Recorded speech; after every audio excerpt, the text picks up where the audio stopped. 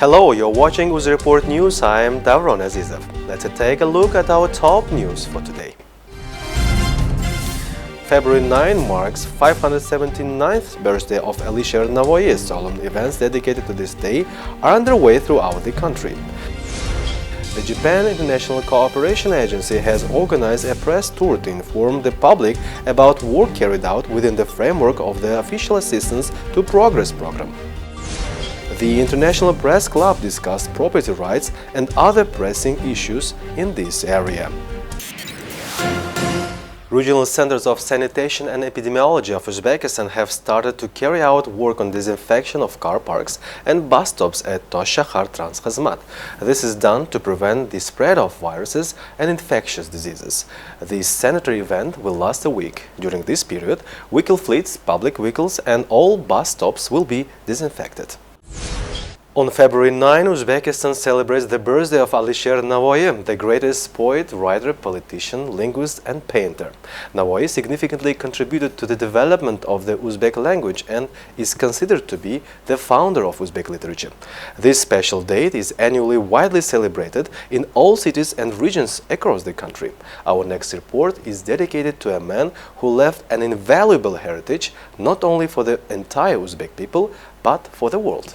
The priceless legacy of the great poet Alisher Navoi, his contribution to the world culture and human civilization, still evokes admiration of people around the world. His life and work are studied by scientists and experts to this day. He was the first poet to discover the colorful world of the Uzbek language, its richness and elegance. Navoi's advanced ideas are reflected in 30 poetry collections, major poems, prose and scientific treatises. The fact that his works were translated into English, French, German and many other languages serve as an evidence of the relevance of his literary work. One of the most striking examples is the International Symposium held at the world's Cultural, Intellectual and Research Center, the Library of Congress. Moreover, at the initiative of the first President Islam Karimov, the first year of Uzbekistan's independence was declared the year of Alisher Navoi. Along with this, the complete works of the poet were published in 20 volumes. A library, opera house, museums, institutes, parks, movie theaters, streets and even a metro station bear his name. Navoi was the first poet to write in the Uzbek language. Not only a huge number of excellent lyrical poems, but also a cycle of poems, the Hamsa, which is why he is considered the founder of Uzbek classical literature. We have conducted a small vox pop interview on the streets of Tashkent to see what people know about this date. Unfortunately, I do not speak Uzbek. At home, I use only Russian. I speak English and I understand Uzbek, but I don't speak it. Unfortunately, I do not remember any of the works of Navoi, but I know for sure that I read them at school. I know Uzbek well. At home I speak Uzbek, but at work it all depends on the situation. I do know that today is Alisher Navoi's birthday. He was born in 1441 and today is his 579th birthday. Today is Alisher Navoi's birthday. I read his Hamsa and I even can recite a verse. As you can see, the answers are mixed. In the meantime, the US Ambassador Daniel Rosenblum's congratulation in Uzbek language was published on Embassy's Twitter account. In his message, Mr. Rosenblum recites few lines from Navoi's poem, demonstrating his respect to the Uzbek language. Assalamu alaikum. Uzbekistan halkını büyük şair ve mutafakir Alisher Navoi tavallud günü bilen tabriklayman. Şu anda men Navoi Hazratning barchamiz uchun hamon dolzarb bo'lgan misralarini yodga olmoqchiman. Olam ahli bilinkim ish emas dushmanlik. Yor olum bir-biringizga erur yorlik ish. Nizamuddin Mir Alisher, known by his pen name Navai, is one of the most beloved poets among Central Asian Turkic peoples. Navai is considered by many throughout the Turkic-speaking world to be the founder of early Turkic literature. He wrote primarily in the Chagatai language, predecessor of the modern Uzbek language, and produced 30 works over a period of 30 years. He also wrote in Persian and to a much lesser degree in Arabic.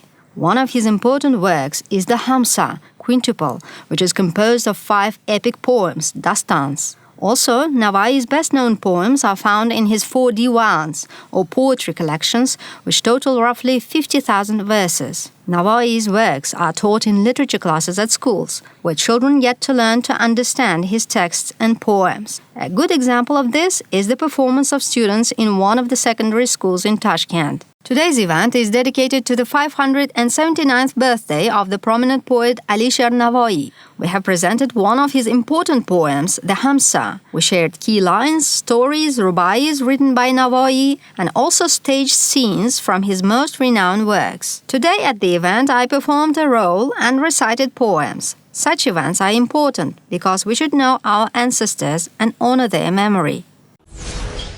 Starting July 1st, 2020, the Institute of Mystery Buyers will be introduced in Uzbekistan to monitor and assess compliance of medical institutions and pharmacies with legal requirements, according to the city administration.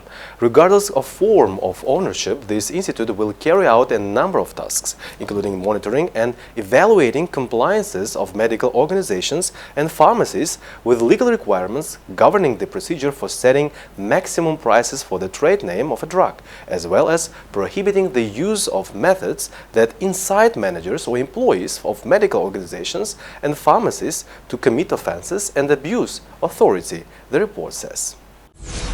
In 2019, Uzbek commercial banks allocated mortgage loans in the amount of $828 million with a growth compared to 2018 comprising 66.6%. According to the Central Bank of Uzbekistan, $503 million were allocated from centralized resources and other funds from the resources of commercial banks. The unemployment rate in Uzbekistan in 2019 made up 9%, which is 0.3% lower than in 2018. This was published by the Republican Scientific Center for Employment and Labor Protection following the results of the survey conducted in 108 cities and districts, which covered 4,900 households and 26,000 citizens. The workforce made up just over 19 million people, or 0.9% more than in 2018. The number of people employed in economic sectors comprised 13.54 million. In the public sector, 5.7 million people. The number of unemployed made up 1.33 million. The unemployment rate among youth comprised 15% for men and 12.8% for women. The number of people employed in the informal economy, which excludes migrant workers, made up 5.37 million. As a result of measures to legalize jobs, the number of temporary and seasonal workers went down by 19.6 thousand. In 2019, the number of economically inactive people decreased by 73.9 thousand, or 9.6%, which, according to the press service of the Ministry of Labor, indicates an increase in labor and business activity of the population. Tashkent held a health workshop named All About Health. It was attended by the specialists from spa hotels and clinics from Munich and Leipzig, as well as the guests from Switzerland. Tashkent held a health workshop named All About Health. It was attended by specialists from spa hotels and clinics from Munich and Leipzig, as well as guests from Switzerland. Participants of the workshop demonstrated their presentations. According to representative of the Czech Republic, the resorts of the Karlovy Vary region have long been known in the CIS markets.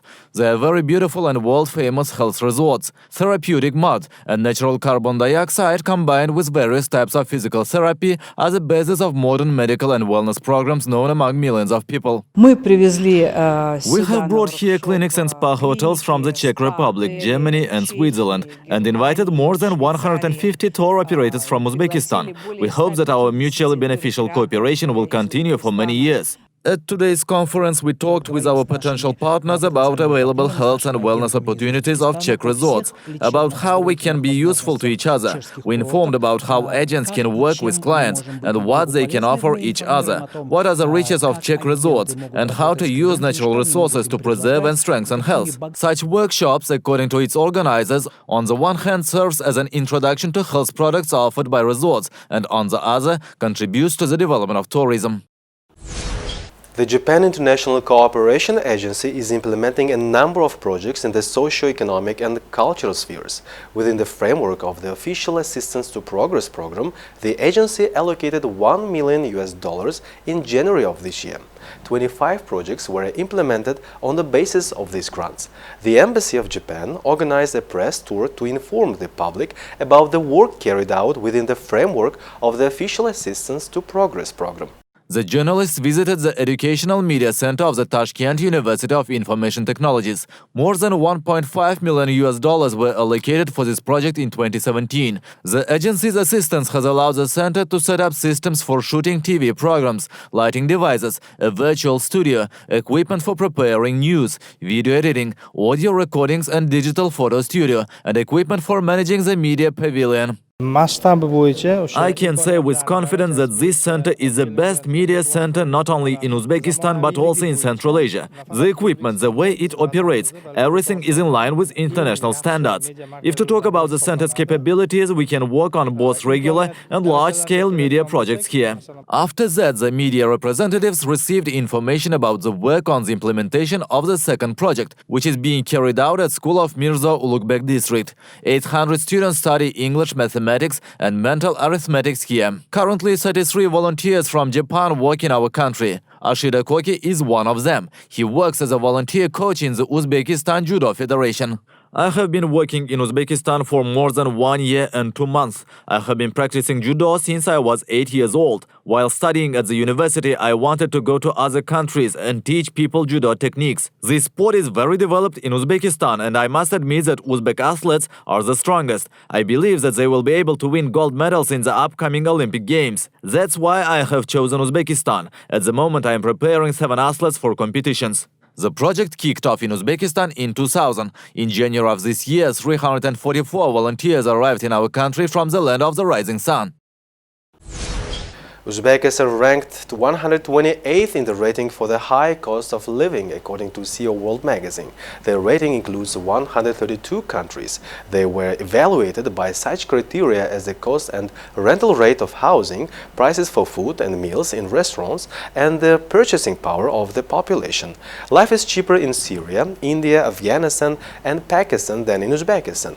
The most expensive countries are Switzerland, Norway, Iceland, Japan, Denmark, the Bahamas, Luxembourg, Israel, Singapore, and South Korea, the report said. Recently, the World Tourism Organization has included Uzbekistan in the top 20 countries with the fastest growing tourism industry. The republic was placed 4th in the rating. The Central Bank of Uzbekistan listed 6-month bonds worth 31.4 million on Friday with a weighted average yield of 15.41% per annum. The central bank said in a statement. Bids for 394.9 billion sums were submitted during the auction. On January 14, the National Bank of Uzbekistan listed bonds with a similar maturity and a volume of 250 billion sums. The International Press Club's recent session was dedicated to the discussion of the property rights issues and other pressing issues in this area. Representatives of the Ministry of Justice, the Supreme Court, the General Prosecutor's Office, and the Committee on Land Resources and other officials were invited to speak at the session. According to the statistical data, the Supreme Court received 104 appeals expressing dissatisfaction with the administrative decisions made by the cadastral structures. 75 of them were found to be substantiated. 29 appeals were declared invalid. For example, if our surveyor finds out of any violation on the site, he draws up an act and initiates administrative proceedings. To handle the complaints related to registration or absence of registration, inaction or irrelevant actions, we have set up a working group in line with the resolution adopted last year, and this group has been granted the authority to cancel any registration. The speakers also mentioned the issue of the inviolability of private property. Compensation shall be paid only to the property owner, regardless of the number of people residing or registered in that place. Indeed, earlier they proceeded from the number of registered residents. This procedure has now been cancelled. Whether it's 100 people or one person who's registered there, only the property owner will get compensated based on the market value of the property. Before the adoption of the presidential decree, the concept of state and public needs was not clearly defined, and it was open to interpretation. But then clear formulation was provided, which is the road laying, the passage of the borderline, military objectives, as well as the fulfillment of the obligations contained in international agreements. There is one procedure for seizure for the purposes of state and public needs, and there is another procedure for seizure for commercial purposes, and a third one for the purposes of improving the architectural appearance of a certain territory. 90% of the addressed cases were resolved with the help of local hakimiyats. The issue of the demolition and confiscation of property for public and commercial purposes was also raised. In the past, the houses of citizens could be taken away for the purposes of the state and public needs, and the property owners would be paid compensation. The land plots taken away from citizens would be used to construct commercial buildings. That's because we did not have clear understanding as to what buildings could be built for the purposes of state and public needs. During the meeting, it was said that among the biggest problems of the land cadastre today are corruption and non-automated registration system, which result in errors due to the human factor, as well as lack of knowledge and legal awareness among the general public. A plane load of evacuees from Wuhan, China arrived at John-based San Antonio Lakeland on Friday. There, they will spend the next 14 days under federal quarantine. The passengers are a part of a group of up to 250 evacuees who will be monitored at the military facility in Texas. I think it's really important to emphasize that these people have been through a very long and challenging journey, and they're very tired, and they do not come with their normal items for comfort. They're probably feeling very out of place here, and I think they really deserve our empathy. And I know it would be very challenging for me to think about being in a situation where I had to evacuate a place where I was and not know what was going to happen to me. This all for today. Stay tuned on UZ Report to follow latest news in Uzbekistan. Goodbye.